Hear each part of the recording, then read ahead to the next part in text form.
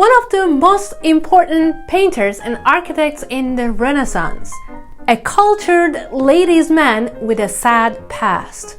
Raphael is in artist spotlight today. Before we talk about his short but prolific life, I will take you to the year 1483, the year Raphael was born in.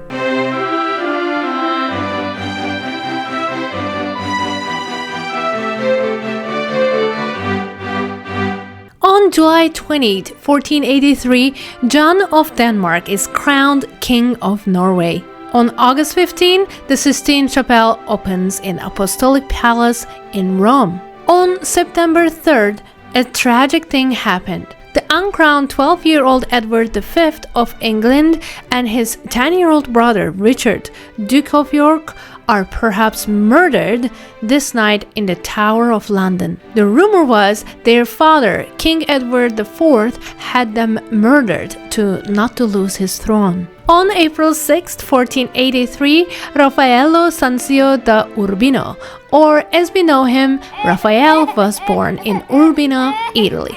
His father, Giovanni Santi, was a court painter to the Duke, and his art was pretty amazing.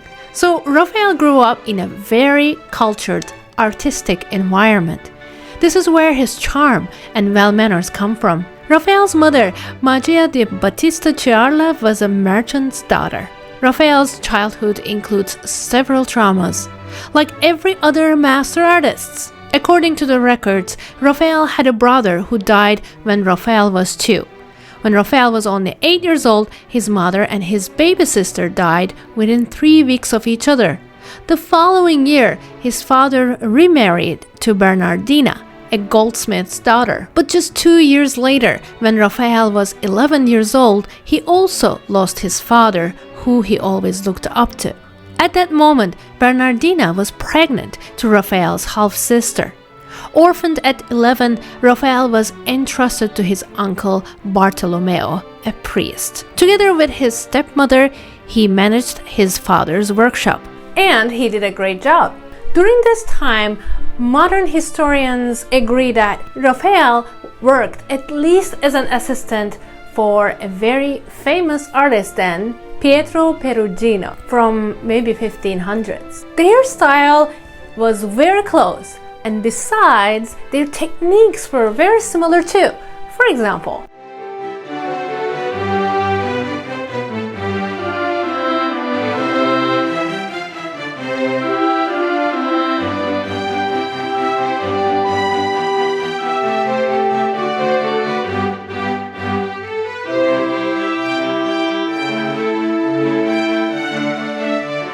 they use an oil varnish medium in the thick places, and because of the ornaments or where the clothing is, the application was pretty thick. And whereas during the skin or where the flesh is shown, it was a much thin layer. An excess of resin in the varnish often causes cracking of areas of paint in the works of both masters. It is not wrong to say that Raphael's early works show the sign of this master. In Urbino, he also came into contact with the works of Paolo Uccello, previously the court painter, and Luca Signorelli, who until 1498 was based in nearby Città di Castello. Baronci altarpiece was his first commission. He painted this altarpiece when he was only 17. Unfortunately, the painting was severely damaged during the earthquake in 1789 in Italy. This is why the painting looks like it's 250 years old. Because it is. As I said, you can definitely see his master Perugino's effects in his early years, but in only as short as 5 years, he masters the oil painting and develops his own style. He masters the light, his human depictions get more realistic. His paint transitions get softer, and his palette has now brighter and more vibrant colors. His attention to detail in the backgrounds and in the draperies were absolutely stunning. Historians call 1504 to 1508 as Florence years for Raphael. According to some records, he frequented Florence quite often during those years. And guess who he was influenced by during those years? Well, Leonardo da Vinci. Da Vinci had returned to Florence between 1500 and 1506. Perfect timing for Raphael. Raphael's figures begin to take more dynamic and complex positions. And even though his painted subjects are still mostly quiet, tranquil, and calm, he made some studies of fighting nude men, which was obsessions of that period in Florence. They also say that Raphael's Saint Catherine of Alexandria was influenced by Da Vinci's Letter and the Swan. Do you remember I talked about this soft transitioning in his paintings? Well, this was because he perfected, in his own way, the sfumato method that he learned from Leonardo da Vinci. In this way, he gave more delicacy to the flesh, and also in the group paintings, it gave the feeling of a movement. When you look at his works, you also see that clear, bright light of Perugino. This was his master's effect on his paintings. Now, let's talk about the big three: Leonardo, Michelangelo, and Raphael. Not the turtles, the painters. So Leonardo da Vinci was 30 years senior of Raphael. But Michelangelo, who was also in Rome during these years, he was 8 years older than Raphael. Well, Michelangelo already disliked Da Vinci. I feel like he disliked everyone anyway. He was pretty grumpy. And in Rome, Michelangelo started to dislike Raphael even more because he was very charming and he was very close to other people, especially to the ruler of Rome. And Michelangelo started to say that Raphael copied him. However, when we look at Raphael's art, we see quite a lot of differences. Let's look. Michelangelo painted women with a male figure. He adored male body, and you can see this in his every painting. Whereas Raphael painted the female figures more realistically, giving that delicacy and elegant stature. Definitely, Raphael's works were affected by sfumato technique, whereas you don't see that much in Michelangelo's. Also, Raphael's use of light is still very bright and crisp, more similar to Perugino's rather than Michelangelo's. Michelangelo would sometimes use male figures in a way suggesting homosexuality. We don't find that in Raphael's artworks either. If we divided Raphael's life into 3 sections, that would be Urbino years, Florence years, and then Rome years. Now, let's talk about Raphael's years in Rome. In 1508, when he was only 25 years old, he moved to Rome, and he was going to be here until his last day. And here, in Rome, he was going to make his most known work. And we will talk about that work in a second. Raphael was immediately commissioned by Julius II to fresco what was intended to become the Pope's private library at the Vatican Palace. This was a much larger and more important commission than any he had received before, because he had only painted one altarpiece in Florence at that time, and his rival Michelangelo had been commissioned to paint the Sistine Chapel ceiling at that time.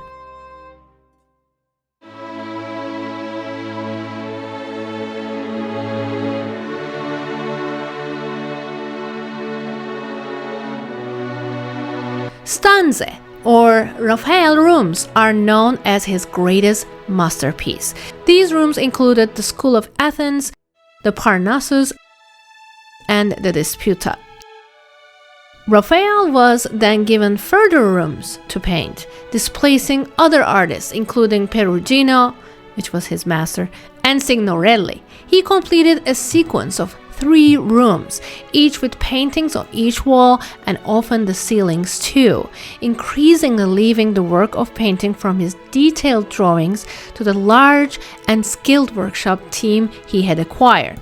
Speaking of Raphael's workshops, according to the biographist Vasari, Raphael had one of the biggest workshops in Renaissance history, with 50 pupils and also other assistants. They had become really good painters later on. This was arguably one of the biggest workshops that was designed under one master.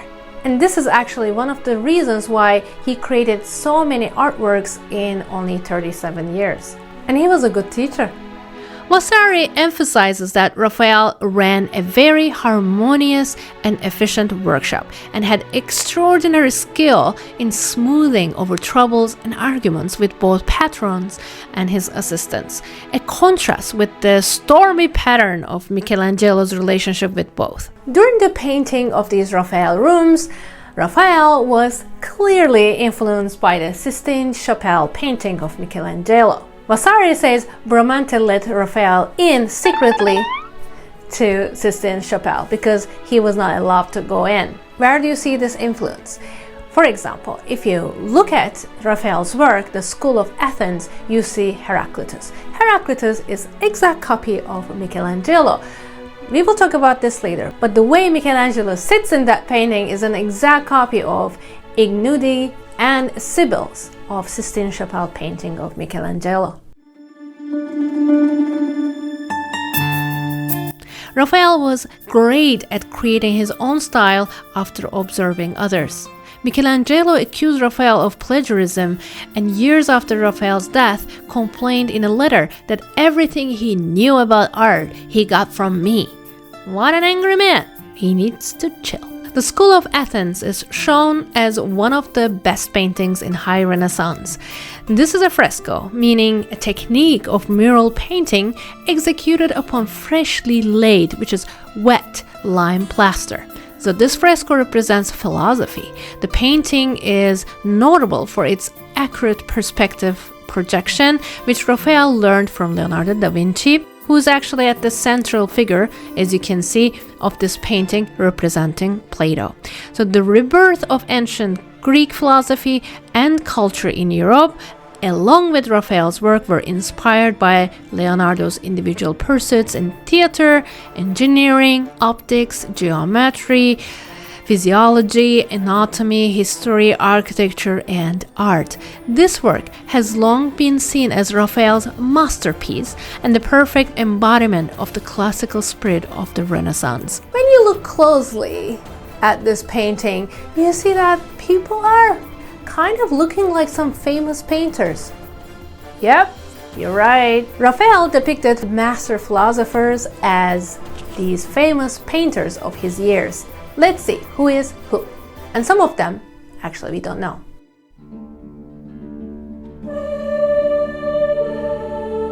Leonardo da Vinci as Plato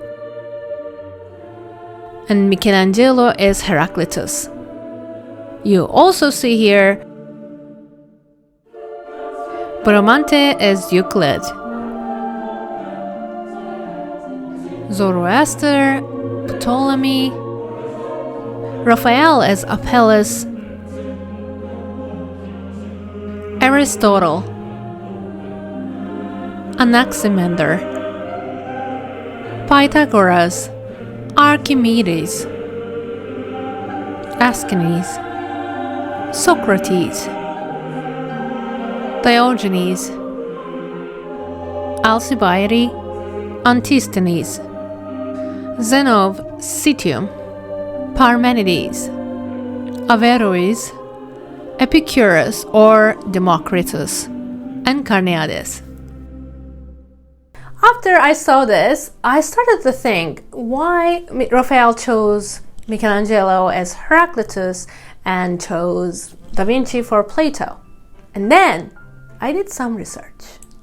Okay, so when I searched about Heraclitus, I found this. Heraclitus or Heraclitus is the first Greek philosopher to emerge as a personality. His style is unique and he seems determined to tease his hearers with difficult challenges to their understanding, accompanied by caustic remarks about their lack of intelligence. The ancient biography says he was an arrogant misanthrope. And Plato. The psychological character of the leader at Plato was the complex athletic type of man whose traits are the mixing of power and wisdom with predominant characteristics of his love for society as a sacrifice, creations and reforms, simplicity and democracy, boldness and consistency, research and truth. Okay, Raphael, I see what you did there. I see you. 1514 was an eventful year for Raphael. Well, he never got married, but he was engaged for 6 years until his fiancée died. In 1514, with insisting pressures of his lovely friend, Cardinal Pediccio Bibbiena, he got engaged to his niece, Maria Bibbiena. Maybe the cardinal will say, now it's time to make your own babies with pretty faces. Not those. Real ones. Well, the fact that they didn't get married for 6 years, it shows that how excited Raphael was about this idea. He's said to have many affairs. He was ladies' man, as I said. He was very charming, but at the same time, he didn't like commitment. But he had one permanent person in his life that he couldn't let go. You know her from the Raphael portrait La Fornarina. Her name was Margherita Luti. She was a daughter of the baker in the street Francesco Luti, and they used to live at Via del Governo Vecchi. I said it was an eventful year for Raphael. After Bramante's death in 1514, Raphael was named architect of the new St. Peter's. Most of his work there was altered or demolished after his death and the acceptance of Michelangelo's design. The Vatican projects took most of his time, although he painted several portraits, including those of his two main patrons, the popes Julius II and his successor Leo X, and the Julius II was among his best portraits. One of his most important papal commissions was the Raphael cartoons. Well, they are now in Victoria and Albert Museum. It included a series of 10 cartoons, of which 7 survive, for tapestries with scenes of the lives of St. Paul and St. Peter for the Sistine Chapel. He also designed and painted the loggias at the Vatican, a long, thin gallery, then open to a courtyard on one side, decorated with Roman-style grotesques. He produced a number of significant altarpieces, including the Ecstasy of St. Cecilia and the Sistine Madonna. His last painting, on which he was working till his last day, was this large work, Transfiguration. When you look at his last works, especially Transfiguration and the second Spasimo, you see the direction his art was taking towards the end. It was more transitioning from Mannerism towards Proto-Baroque. So what is Mannerism, you ask? So with Mannerism, you have emphasized elongated proportions, such as neck or the torso, distorted perspective, and conventional poses. But in Baroque art, the compositions were more dramatic, in an exaggerated motion, and power and control. So it's safe to say that, in comparison to Mannerism, in Baroque art, there was more movement and drama. There was so much energy in Baroque art, there are so many things going at once. So now, let's see if you can see Baroque effect on Raphael's last paintings.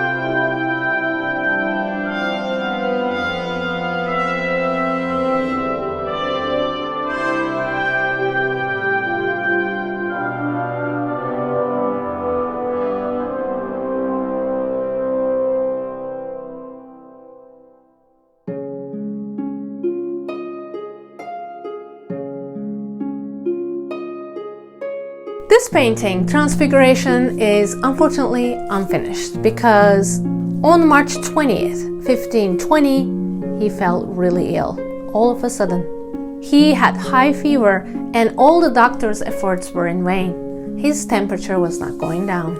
In his acute illness, which lasted 15 days, Raphael was composed enough to confess his sins, receive the last rites, and put his affairs in order. He dictated his will, in which he left sufficient funds for his mistress' care, entrusted to his loyal servant Baviera, and left most of his studio contents to Giulio Romano and Penny. They were his students.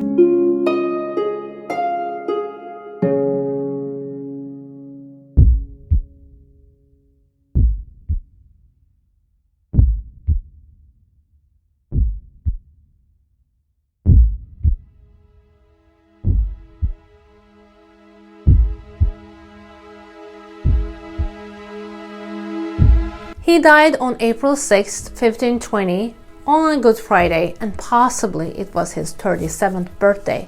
What a coincidence. There were several theories about how he died. According to the biographist Vasari, he died because he was exhausted from having so much romantic interests in his bedroom, and also he was working at Loggia, his last project, a lot. And of course, this theory is the strongest theory. Not. The second theory is he got an infectious disease. Well, thinking that he was passionate about his romantic life, this could be actually a stronger scenario. But also, let's not forget his father, his mother, and his sister died at a very early age, so maybe there are some genetic causes in play that we don't know. And finally, the third scenario is shocking. He might be dead because of bloodletting. What is bloodletting? I don't know if you're ready for this. Bloodletting was the name given to the removal of blood for medical treatment. It was believed to rid the body of impure fluids to cure a host of conditions. Originally, bloodletting involved cutting a vein or artery, typically at the elbow or knee, to remove the affected blood. Ugh. Raphael died at the peak of his career, whereas Da Vinci was 67 and Michelangelo was 88. Some critics say that Raphael's paintings were more successful than Michelangelo's. So, who was the better artist? Well, Raphael was loved during his lifetime. He was charming. Everyone, including Pope, loved him, and with his huge workshop, he had a profound influence on generations of artists. However, in recent years, Michelangelo's reputation has arguably eclipsed Raphael's, as the elder artist is admired for his genius as a sculptor as well as painter. To compare the works of these two, actually I'm going to Italy next month. I'm so excited about it, and I'm going to make a vlog so that you can see and you can compare on your own and see and make your decision. With the early loss of his mother, first of all, and most importantly, then his sister, and then his father, might have caused him to feel that he doesn't want to be attached to anybody. Attachment is bad, because whoever I feel connected or attached, they leave me anyways, so what's the point? Maybe this made him the ladies' man. He was cultured, well-mannered, loved by everyone. He was getting along with everyone very well, and he was a quick learner and a great teacher. It is so sad that he had to go at a very early age, but he left behind so many amazing frescoes, panels, tapestries, paintings, and architectural designs.